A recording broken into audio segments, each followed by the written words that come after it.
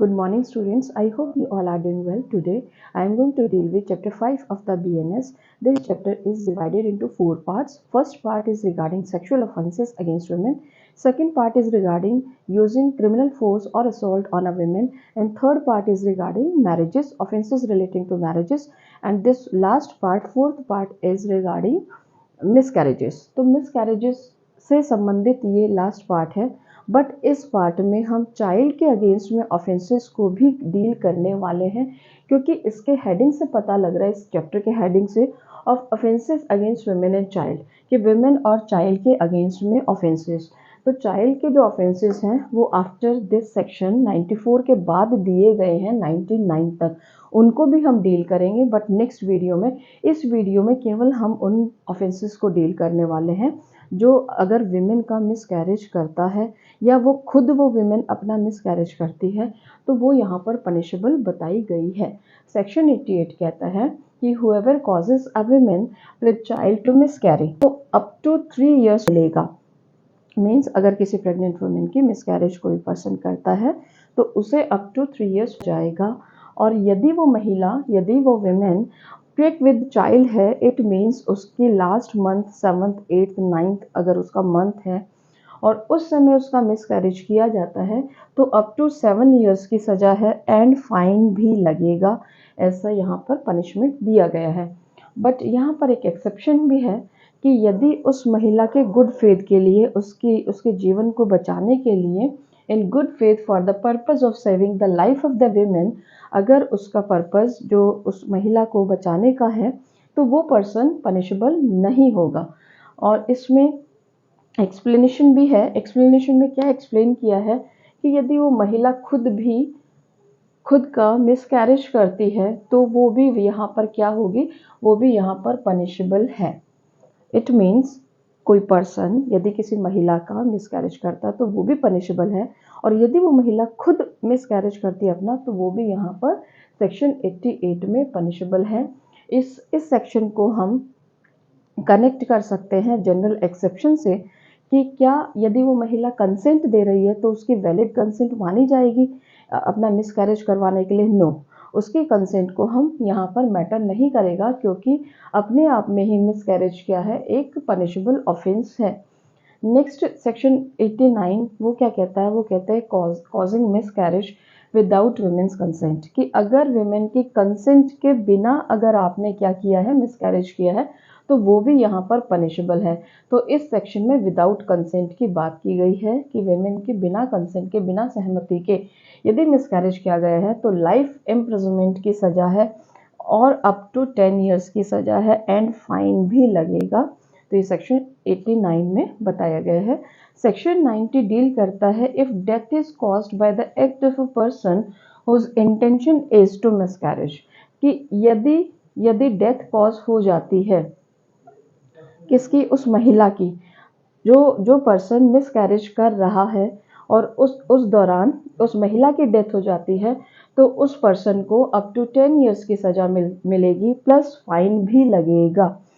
और second part में कहा है if death is caused without the consent of women, आप जो मिसकैरेज कर रहे थे वो उसके बिना कंसेंट के कर रहे थे महिला के, और उस महिला की डेथ हो जाती है तो यहाँ पर सज़ा जो है वो ज़्यादा मिलेगी, लाइफ इम्प्रिजनमेंट और up to 10 years and fine, ये सज़ा यहाँ पर दी गई है यदि उस महिला की कंसेंट के बिना मिसकैरेज किया जाता है और उस महिला की डेथ कॉज हो जाती है उस दौरान।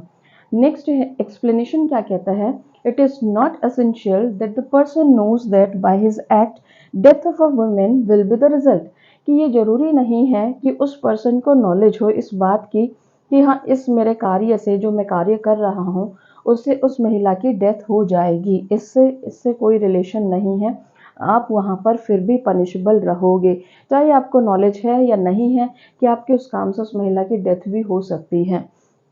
नेक्स्ट सेक्शन है 91, वो डील करता है act done with intent to prevent the child being born alive.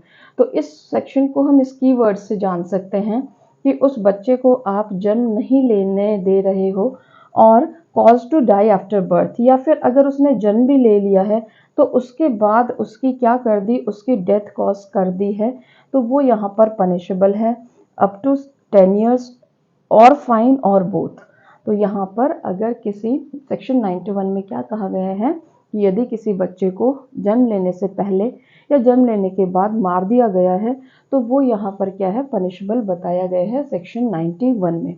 Section 92 कहता है causing death of a quick unborn child, कि क्विक अनबॉर्न चाइल्ड की अगर आप डेथ कॉज कर रहे हैं by act amounting to culpable homicide, कि आप ऐसा काम कर रहे हैं कि आपका जो कार्य है वो उस विमेन को कल्पेबल होमिसाइड कॉज करने के लिए कर रहे हैं, बट डेथ किसकी हो जाती है, उस बच्चे की डेथ हो जाती है, तो वो भी यहाँ पर पनिशेबल है up to 10 years plus fine, and fine भी लगेगा। तो सेक्शन 92 में ऐसे अनबॉर्न चाइल्ड की, क्विक अनबॉर्न चाइल्ड की डेथ के बारे में बताया गया है कि यदि आपका जो कार्य है वो कल्पेबल होमिसाइड की कैटेगरी में आता है तो वो यहाँ पर क्या होगा, सेक्शन 92 में पनिशेबल होगा। नेक्स्ट है सेक्शन 93, ये क्या कहता है, exposure abandonment of child under 12 years of age, कि अगर किसी बच्चे को एक्सपोज करते हो यानी कि उसको अरक्षित छोड़ देते हो कहीं भी किसी प्लेस पर, तो वहाँ उसको, और वो बच्चा 12 साल से कम का है, वो बच्चा जो है वो 12 साल से कम का है और उसे आपने एक्सपोज किया है ताकि क्या हो जाए, ताकि उसकी डेथ कॉज हो जाए, तो वो यहाँ पर क्या होगा, वो फादर और वो मदर दोनों यहाँ पर पनिशेबल होंगे, अप टू 7 ईयर सजा दी गई है और फाइन और बोथ। तो सेक्शन 93 में किसी 12 साल से कम के बच्चे को यदि अरक्षित छोड़ दिया जाता है कहीं पर भी तो वो यहाँ पर 93 में पनिशेबल है। नेक्स्ट सेक्शन 94 कहता है कि concealment of birth of a child by secret disposal burying of body, कि अगर किसी बच्चे को आप कंसील कर रहे हो या फिर उसकी बॉडी को क्या कर रहे हो, कहीं पर भी गाड़ दे रहे हो, मिट्टी के नीचे दबा दे रहे हो उस चाइल्ड को, ताकि पता न चल सके कि उस बच्चे ने बर्थ लिया है, तो कंसील कर रहे हो उस बच्चे के जन्म को किस तरीके से, उसकी बॉडी को डिस्पोज करके या फिर उसको बरी करके, तो यहाँ पर पनिशेबल बनाया गया है सेक्शन 94 में अप टू 2 ईयर्स और फाइन और बोथ। तो section 88 to section 94 regarding miscarriages है, और इसके बाद जो सेक्शंस बचे हैं 95 टू 99 वो regarding the offences relating to child, कि वो चाइल्ड के अगेंस्ट में जो ऑफेंसेस हैं उनसे संबंधित अपराधों को हम नेक्स्ट वीडियो में पढ़ेंगे। आई होप स्टूडेंट्स ये सेक्शन 88 टू सेक्शन 94 आपको समझ में आया होगा।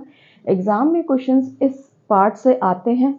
इस पार्ट से मिसकैरेज का क्वेश्चन आरजीएस के मेंस में भी पूछा गया था कि उसके लिए कितनी सजा दी गई है मिसकैरेज के लिए। और सेक्शन 89 सेक्शन 90 से भी क्वेश्चंस आते हैं कि अगर उस महिला की कंसेंट के बिना मिसकैरेज किया है, या फिर ये यहाँ से भी सेक्शन पूछा जाता है सेक्शन 93 और 94 से भी, कि अगर किसी 12 साल के बच्चे को एक्सपोज कर दिया है, अबंडन उसको छोड़ दिया है, तो कौन सा सेक्शन होगा। तो सेक्शन 93 से भी क्वेश्चन आता है, सेक्शन 94 से भी क्वेश्चन आता है कि बच्चे को जन्म को छुपा रहे हो और उसके बर्थ लेने के बाद तो उसकी बॉडी को, तो वो भी यहाँ पर पनिशेबल बताया गया है। एक क्वेश्चन और पूछा जाता है, जो पूछा जाता है कि यदि किसी बच्चे को जन्म लेने से पहले या जन्म लेने के बाद उसकी डेथ कॉज कर दी है, तो वो भी यहाँ पर क्या है, वो भी यहाँ पर पनिशेबल बताया गया है 91 से, कि act done with intent to prevent the child being born alive और cause to die after birth. तो ये सेक्शन से भी क्वेश्चन पूछा जाता है। तो आई होप स्टूडेंट्स ये सारे सेक्शंस आपको समझ में आए होंगे।